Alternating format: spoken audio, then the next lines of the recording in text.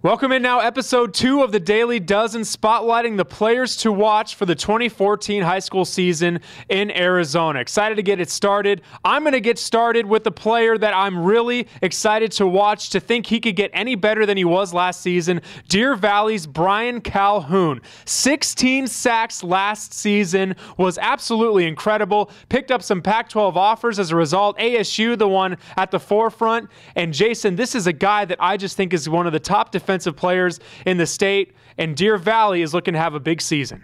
I'm going to start off with Josh Chadwick, a sleeper running back out of Highland High School. Now, the kid looks like a freak. He's 6'1", weighs 210 pounds, and he didn't have a great junior year, only rushed for about 300 yards. So I'm expecting a breakout year out of Chadwick, who also could be recruited as a linebacker.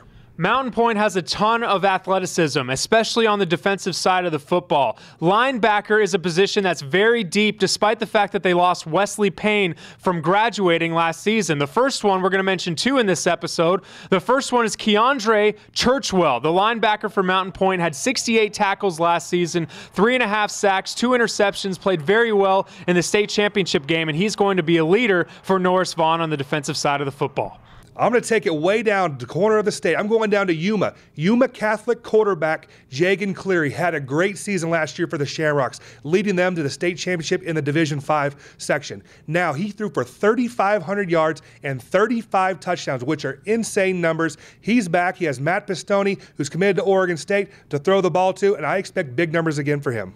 Zach Kompenstein over at Paradise Valley. We mentioned 2 big playmakers for Paradise Valley in episode 1. This is a third one. This is one of the most versatile players in the state. Last season at wide receiver, had over 600 yards receiving and 4 touchdowns, but he is also a linebacker and is getting recruited at the Division I football level as a linebacker. Already has an offer from South Dakota State, and he could have more based on how he plays this season. And my next player is Fenton Conley, a defensive tackle from Campo Verde. Now, he is committed to the University of Arizona. He committed there very, very early, but unfortunately, he tore his ACL in wrestling, so it's a question if he's even going to play. When I talked to Fenton, if he does end up playing, it's going to be after October or maybe into the playoffs if Campo Verde makes it that far. But he's a player I wanted to mention because he's 6'3", 255 pounds. He's very, very strong and very disruptive force inside. Abram Cook. Now, this kid is an interesting story out of Valley Vista High School. Defensive tackle is only 5'10" for a defensive tackle. That's a little bit on the small end, but this guy is a player mover. He benches over 400 pounds. 5'10", over 400 pounds on the bench. That tells you all you need to know about Abram Cook. I'm going with another Cook, Brady Cook at Arizona Lutheran. Most people don't even know where that school is, down there between Baseline and Southern on 19th Avenue, but way down there, and he put up huge numbers. Had 1,300 yards receiving and 21 touchdown receptions, which are huge numbers, and played mostly wide receiver, but at 6'5" and a little over 200 pounds, I think he ends up putting his hand down in the dirt and is a traditional tight end at the next level. Quarterback Chase Cord out of Sunrise Mountain, a player that we both believe will be a household name by the end of the season. Put up solid numbers as a freshman at quarterback for the Mustangs last year, now taking over, has the job, hoping that he stays healthy from start to finish as a sophomore. Watch out for him. He's a player that could become one of the top quarterbacks in the state when all is said and done for his high school career. Now, I'm a former offensive lineman, so I love talking about the big boys up front, and Cade Cody at Williamsfield is one of my favorite players because he plays so hard and so nasty. Plays right tackle for Coach Campbell